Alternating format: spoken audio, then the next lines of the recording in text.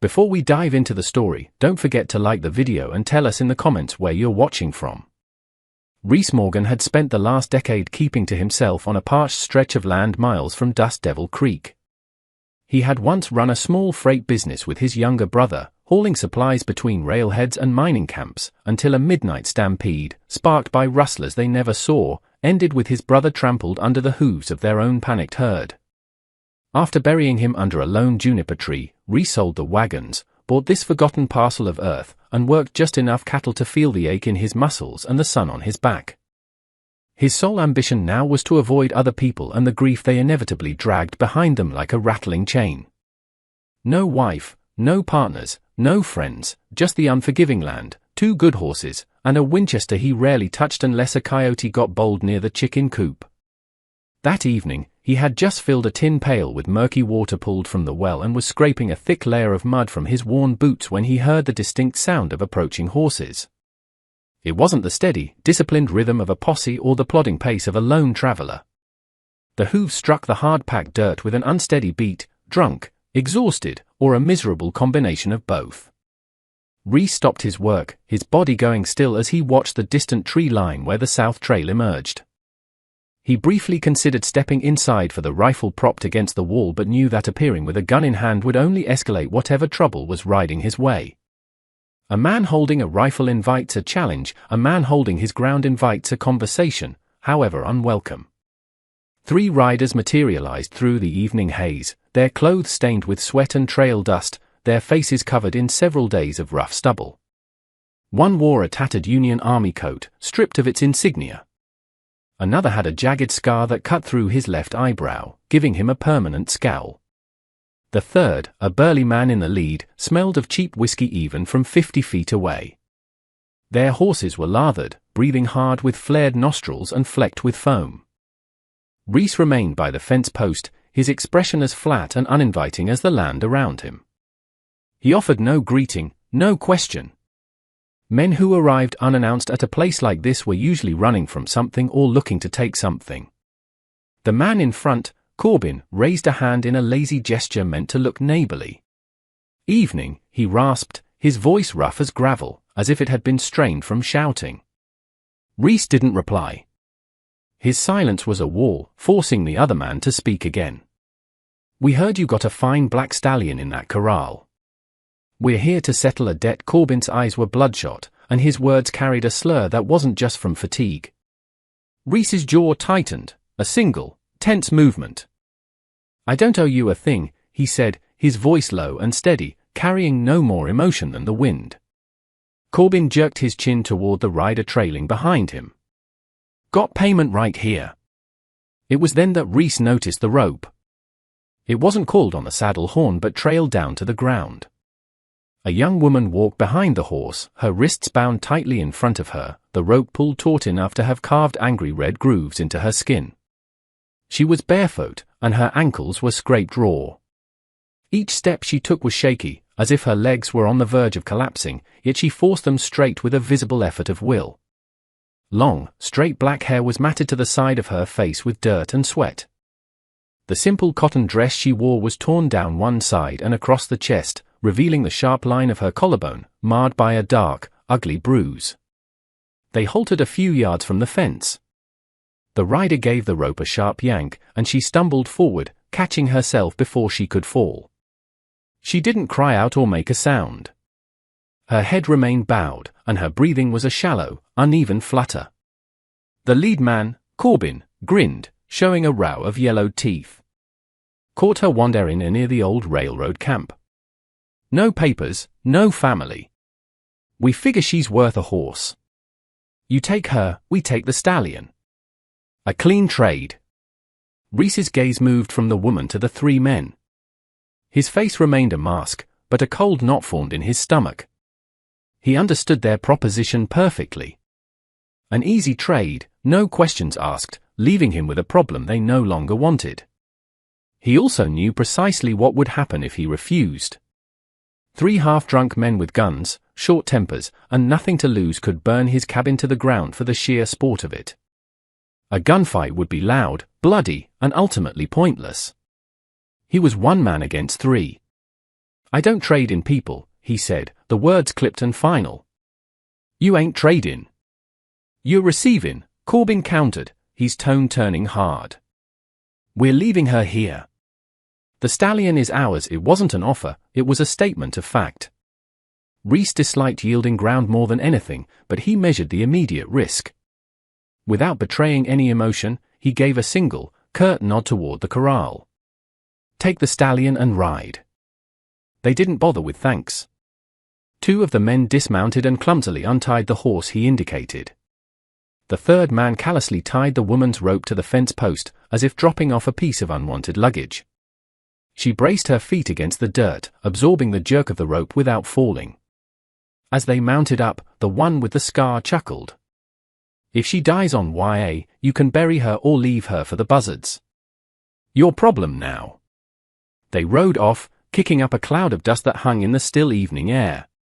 When the sound of their hoofbeats had faded completely, Reese remained motionless for a long minute. The only sounds were the faint, ragged rasp of the woman's breathing, the rustle of dry brush in the wind, and the creak of the rope against the fence post. He didn't approach her. He turned and walked back toward his cabin as if the transaction had never occurred. Inside, he took off his hat and sat heavily on a wooden chair. He told himself she was not his responsibility. The county patrol sometimes rode this trail, they'd find her and take her to town, or they wouldn't. Either way, it had nothing to do with him. As darkness settled, he lit a single oil lamp and sliced a piece of salted beef. He ate slowly, his thoughts turning back to the stampede, to the last time he ignored a danger that didn't seem to be his own. That memory always ended the same way, with a freshly dug grave and a weight of guilt that had never lessened. He glanced through the open doorway. She was still tied to the post, upright, but her shoulders were slumped in exhaustion. The night air was growing cold. An hour crawled by. He cursed once, a sharp sound in the quiet cabin, and pushed himself to his feet. Outside, the wind was colder. He walked toward her without a word. She didn't seem to notice his approach until he reached out and touched the rope. She flinched violently. When his hand brushed against her arm, her skin felt hot, radiating a dry, feverish heat. He saw the cracked heels of her bare feet, the subtle tremor in her legs. The rope burns on her wrists were dark with dried blood. He drew his knife and, with one swift motion, sliced through the rope. Her arms dropped limply to her sides, and she swayed. He caught her just before she hit the ground. She weighed less than he expected, a fragile collection of tension and bone. "I'm not keeping you," he said quietly, the words spoken more to himself than to her. He lifted her into his arms and carried her toward the cabin. He laid her gently on the spare cot, the one his brother had used, and pulled a coarse wool blanket over her. Under the dim lamplight, the full extent of her injuries was visible. He fetched a tin cup of water and placed it on the floor near the bed. He thought about asking her name, but she was already unconscious. Reese sat back down in his chair, staring at the floorboards. He repeated the mantra to himself, she would leave as soon as she could walk. He would not get involved. But he didn't lie down. He stayed awake, his ears tuned to the sound of her breathing, listening to make sure she was still alive. Reese woke before the sun. He heard the shallow, rasping breath from the cot and remembered. He sat up, rubbing the stiff muscles in his neck. She hadn't moved much. He stood and quietly crossed the room. Who were those men? Was someone searching for her? If he rode into Dust Devil Creek and someone recognized her, they'd assume he was her captor. He fetched an old wash basin, filled it with water, and set it on the floor. She didn't open her eyes when the cool, damp cloth touched her forehead, but her breathing hitched. He carefully cleaned the grime from her face and wiped her hands. He managed to give her a few sips of water. While she slept, he stepped outside.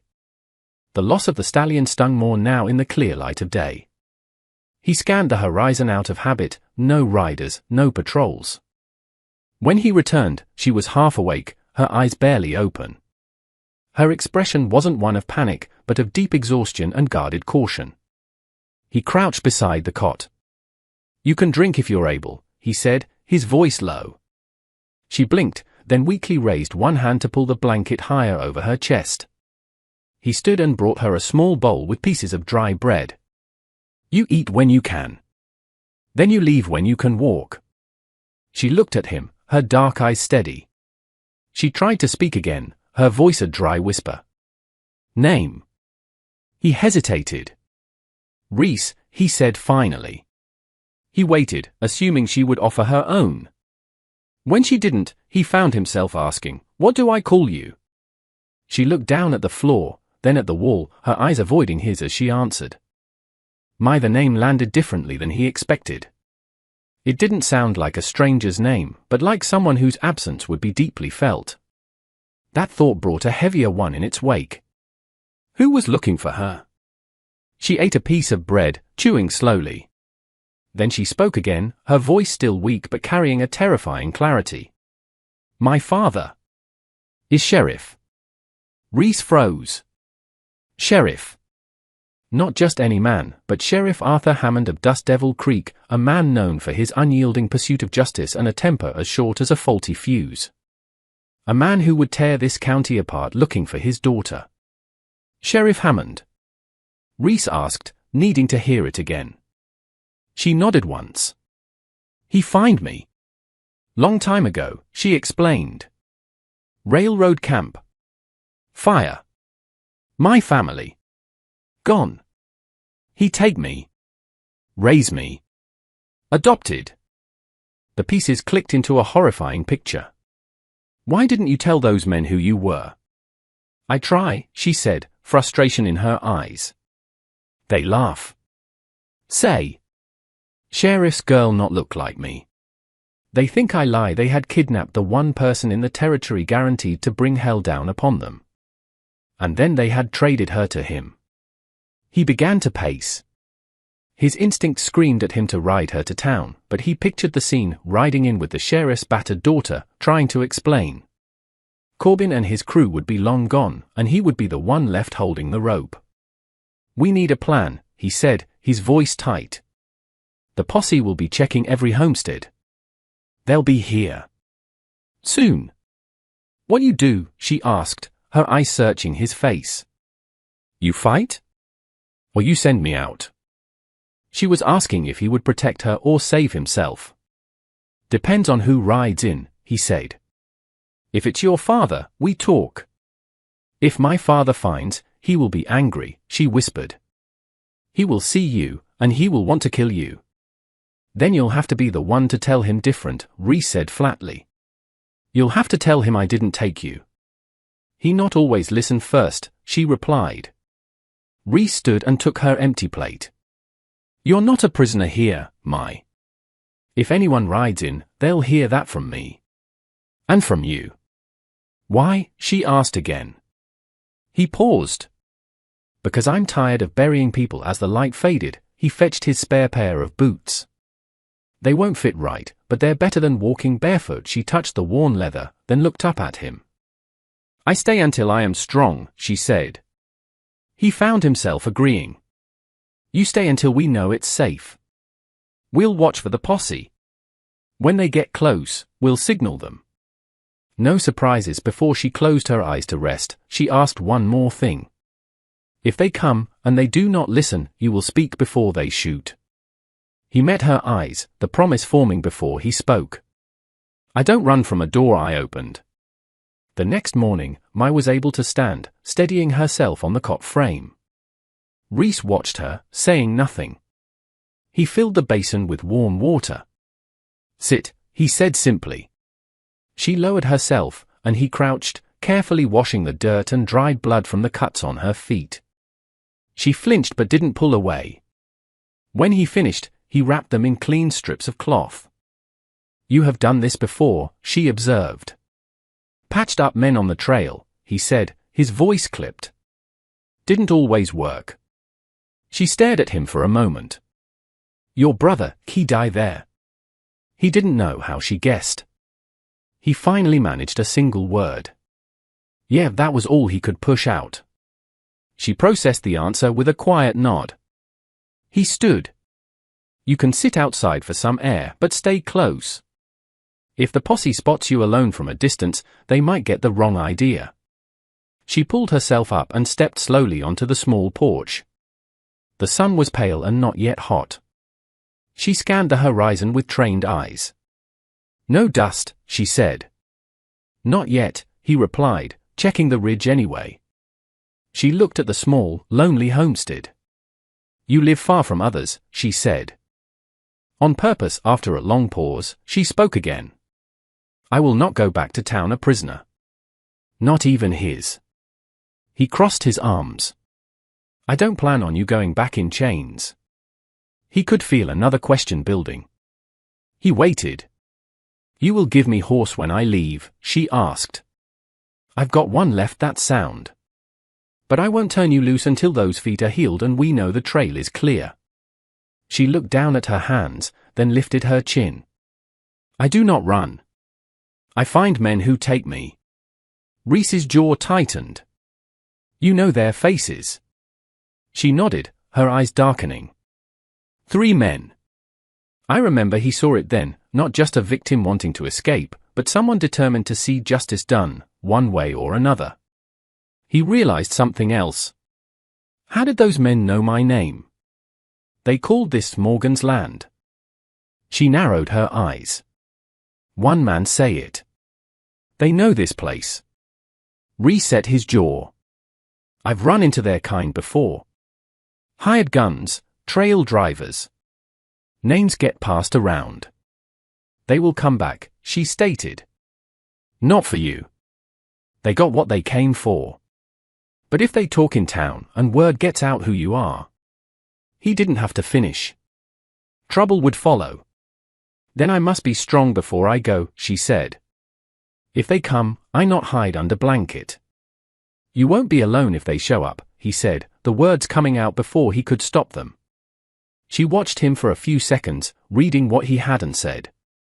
You speak truth now, she said, not as a compliment, but as a fact she had verified. That night, she did something neither of them addressed.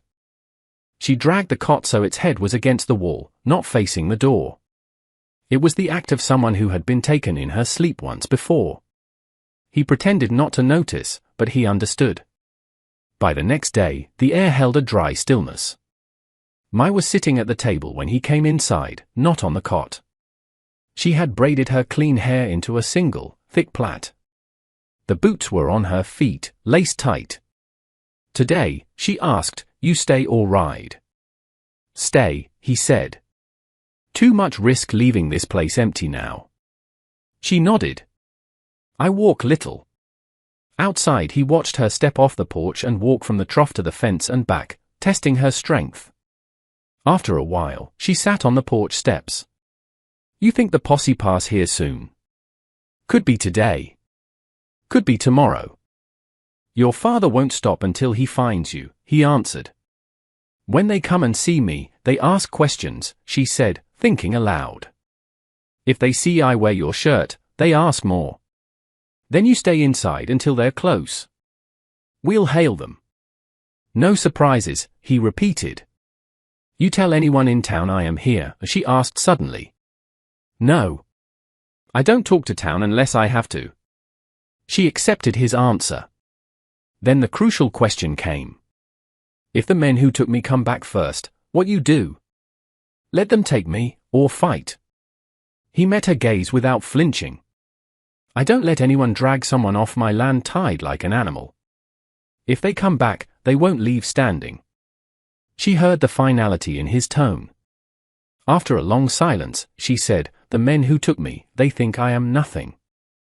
They call me property. They say I have no people. But they are wrong. Reese listened, her voice gaining a strength he hadn't heard before. My father is Sheriff Hammond. If he is alive, he will send his lawmen. If he is dead, his memory will still make them come. She looked at him then, a new understanding in her eyes. If the posse comes and they see me here with no rope, no chains, they will listen. If they see any sign I was harmed here. She didn't finish, but he knew what she meant. They would see him as the kidnapper, and a rope would follow.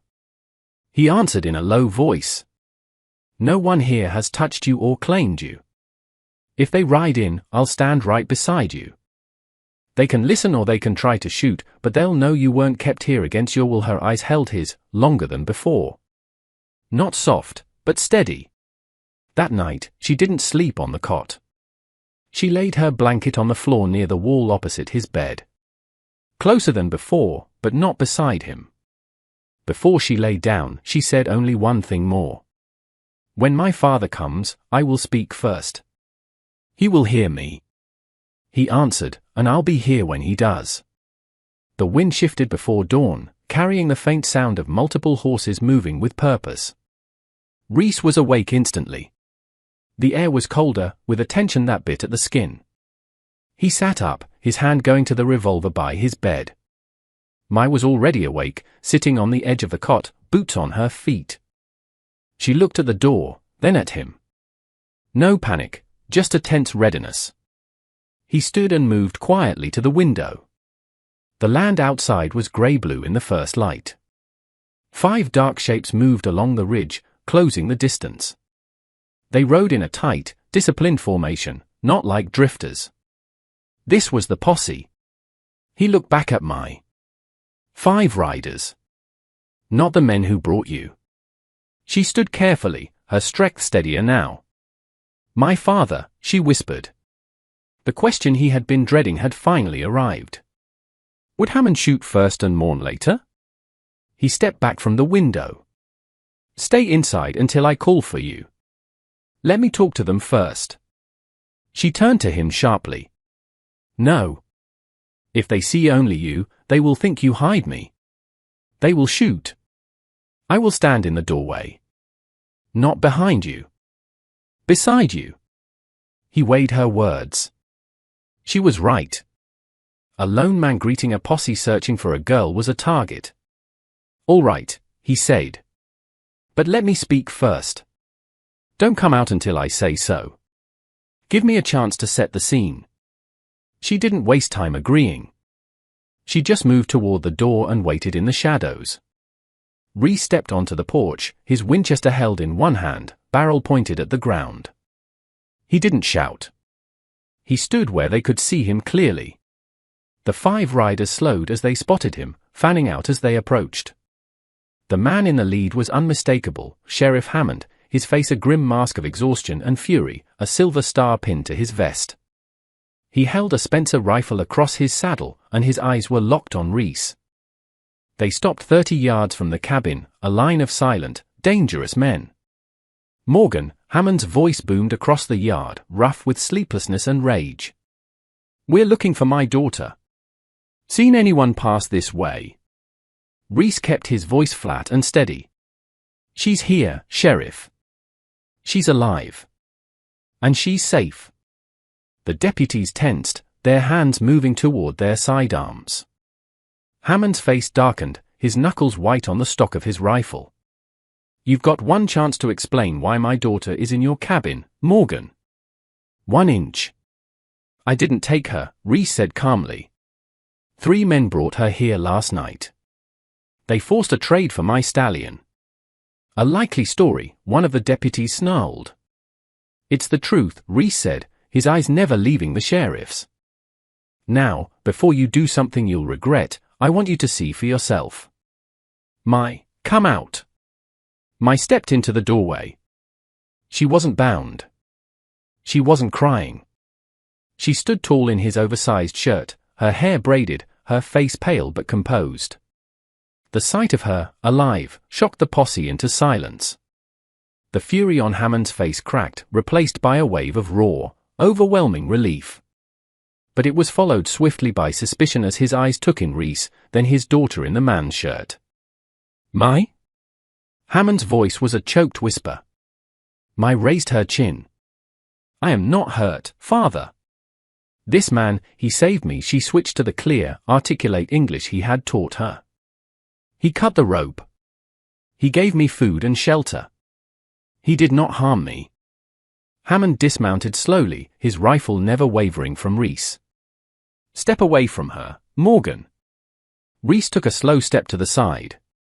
The sheriff strode forward, his eyes scanning his daughter for any sign of injury. He saw the wrapped wrists, the bruises on her collarbone. His gaze snapped back to Reese, cold and deadly. "They told me they found you with him. That he bought you." "They lied," Mai said fiercely, stepping forward to stand between them. "3 men, father. One with a scar on his eye. They dragged me for days. They left me here, tied to that post. Mr. Morgan found me. He brought me inside. He tended my wounds." Hammond looked from his daughter's determined face to Reese's unyielding one. The simple story didn't fit the violent narrative he'd been building in his head for 3 agonizing days. He lowered his rifle a fraction of an inch. "The men. Where did they go?" Reese gave him the direction of Broken Mesa. "One called himself Corbin. They were riding hard, heading for town to sell the horse they took from me." The sheriff absorbed the details, his mind working. He looked at his daughter again, then at Reese. The reclusive, broken man he remembered from town didn't look like a kidnapper. He looked like a man who had been through his own hell and had no interest in visiting another's. "He speaks the truth, father," Mai said softly. "They will have his black stallion with them." Finally, Hammond lowered the rifle completely. He turned to his deputies. "2 of you ride for Broken Mesa. Find a black stallion and the men riding with it. Bring them back, alive, if possible." The men nodded and spurred their horses, kicking up dust as they galloped away. Hammond turned back to Reese, his expression no longer hostile, but weary and filled with a debt he didn't know how to voice. I am in your debt, Morgan." Reese shook his head. "No debt. Just wanted to keep another grave from being dug on this land." Mai stepped forward. "I am not ready to leave yet, father. My feet, they are still healing. I need 1 more day."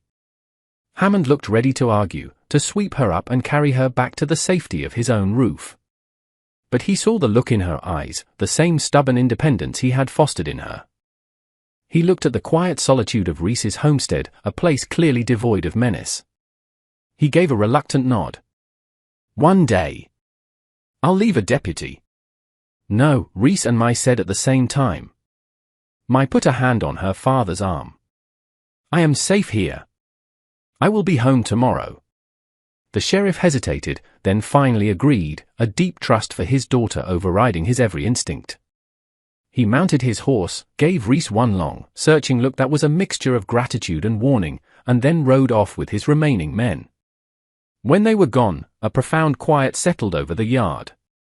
Mai let out a breath she hadn't realized she was holding. Reese lowered his Winchester, finally setting it down. She looked at him, not as a victim looking at a savior, but as an equal. "Now," she said, a small, determined smile touching her lips for the first time, "they will not come back to kill you." He didn't ask if she really planned to leave tomorrow. He only asked, "You trust him to find them?" She held his gaze. "My father always gets his man. But I stood with you. He saw that. He knows I chose, not that I was forced." The unspoken question of what that choice might mean for the future hung in the quiet air as the sun climbed higher, burning away the morning chill. Whatever came next, it would meet them on ground where neither of them stood alone anymore.